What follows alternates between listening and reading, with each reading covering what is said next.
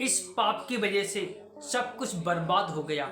इस पाप की वजह से सब कुछ बर्बाद हो गया और आप सुन के हैरान हो जाओगे। हालेलुया। सभी को जय मसीह की। परमेश्वर आपको आशीष दे। एक न्यू और वीडियो फिर से आपका स्वागत है। मैं आपको सच्चाई बताने की जा रहा हूँ। जैसे कि आपने थंबनेल में देखा था कि इस पाप की वजह से सब कुछ बर्बाद हो गया। ये मैं आपको बताता हूँ, क्या मैंने बोल दिया ये सब कुछ आपके कहने में होगा, आपकी आंखों के सामने होगा। वीडियो को पूरा देखना, अंत तक बने रहिए। यदि हमारे चैनल नए हो, चैनल सब्सक्राइब करें और ज़्यादा दबा के शेयर करें ताकि हमारी वीडियो आप तक पहुंच सके और हमेशा देख सकें। तो आइए अब मैं आपको सच्चाई बताने जा रहा हूं। जैसे कि दोस्तों आप जानते हो कि बीते दिनों में बहुत सारे लोगों ने आरोप लगाया कि व्यभिचारी है, ये बेकार है, ये गलत काम करता है। आप सोचो कि जिसको परमेश्वर ने खड़ा किया कौन पापी नहीं है? इस संसार में कौन पापी नहीं है? बताओ, आप बताओ, कौन पापी नहीं है इस संसार में? अगर वो पाप करता है तो परमेश्वर ने उस गुनाह के लिए परमेश्वर अपने ऊपर पाप को ले लिया है, जिसका नाम यीशु नासरी है। आपको पता है कौन इस संसार में पापी नहीं है? मैं आपको बाइबल से वचन से समझाऊंगा कि बाइबल क्या कहती है क्या नहीं कहती है। कि बाइबल में साफ साफ लिखा है, आप सुनकर हैरान हो जाओगे कि बाइबल भी ऐसे कहती है। तो इन चीज़ों को समझे कि बाइबल में क्या लिखा है। तो आइए मैं पढ़ता हूँ कि क्या लिखा है। जिस प्रकार हम भजन संहिता और 51 आयत उसकी 4 को पढ़ेंगे तो साफ साफ लिखा है, मैंने केवल तेरे ही विरुद्ध पाप किया। हालेलुया। ये लिखा है, मैंने केवल तेरे ही विरुद्ध पाप किया और जो तेरी दृष्टि में बुरा था वही किया, ताकि तू बोलने में धर्मी और न्याय करने में निष्कलंक ठहरे। हालेलुया। वो साफ साफ कहता है, मैंने तेरे विरुद्ध पाप किया है। किसके विरुद्ध? परमेश्वर के विरुद्ध। किसने? इंसानों ने। हालेलुया। अब सोचो, एक इंसान कहता है ये पापी ये चमत्कार कैसे कर सकता है? ये पापी चमत्कार कैसे कर सकता है? आप एक पापी क्या, अपन सोचे एक जादू टोना करने वाला एक बाबा, एक जादू टोना करने वाला बाबा जब वो पाप नहीं कर रहा है किसी घर पे, किसी बहन के ऊपर, किसी भाई के ऊपर बर्बाद करने के लिए जादू टोना करता कि वो पाप नहीं करता, तो उनको तो बहुत सारे लोग आदर सम्मान करते कि बहुत बड़ा काम कर दिया। हालेलुया।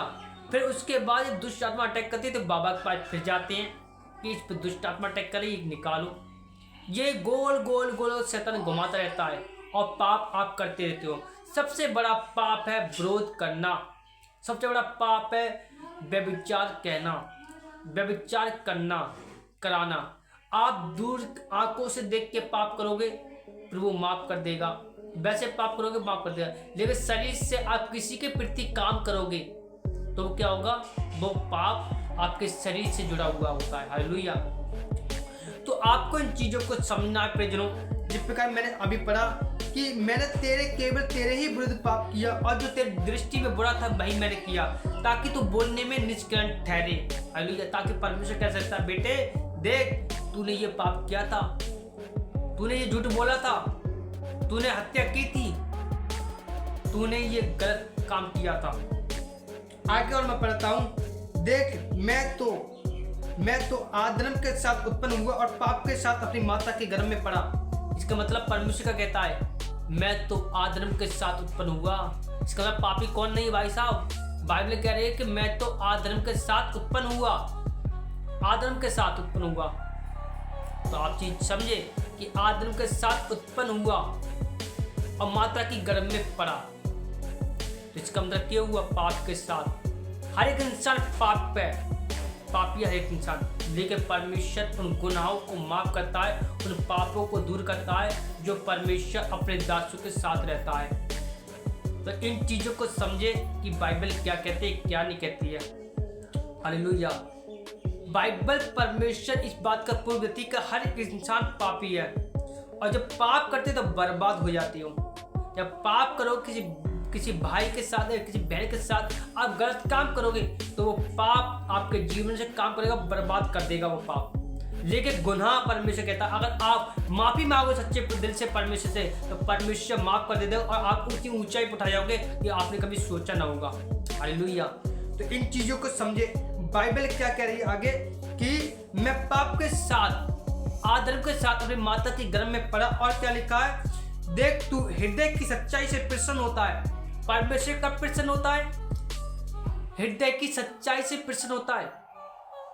हृदय की सच्चाई से आपका हृदय सच्चा हो जाता है। आपने पाप कर दिया और परमेश्वर साथ प्रार्थना करते हैं, प्रभु आज मुझसे बहुत गुनाह हो गया, प्रभु आज मुझसे बहुत गलती हो गई, परमेश्वर आज तू मुझे माफ कर दे, परमेश्वर आज के बाद दोबारा ऐसे काम नहीं करूंगा, किसी का हत्या नहीं करूंगा, अरे किसी को बदनाम नहीं करूंगा, मैं परमेश्वर तेरे आगे माफी मांगता हूँ। जब आप सच्चा हृदय को लेके परमेश्वर के पास जाते हैं तो परमेश्वर प्रसन्न होता है। आप ध्यान रखना, परमेश्वर का प्रसन्न होता है, सच्चे हृदय से परमेश्वर प्रसन्न रहता है।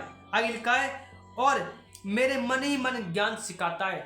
फिर मन ही मन ज्ञान सिखाता है कि मैंने बहुत बुरा पाप करते, इस भाई के साथ मैंने बहुत बुरा पाप कर दिया है, मैं ऐसा नहीं करना चाहिए मुझे, अगर मैंने कर दिया तो प्रभु मुझे माफ़ करे, मैं इस भाई से माफ़ी मांग लूँगा, इस भाई से, इस बहन से माफ़ी मांग लूँगा।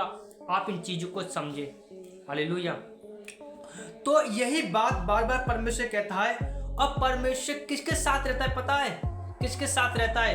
टूटे मन वालों के साथ। यहाँ पे लिखा है भजन संहिता 51 का 17 आयत को पढ़ेंगे तो लिखा है, टूटे मन परमेश्वर के योग्य भाता है,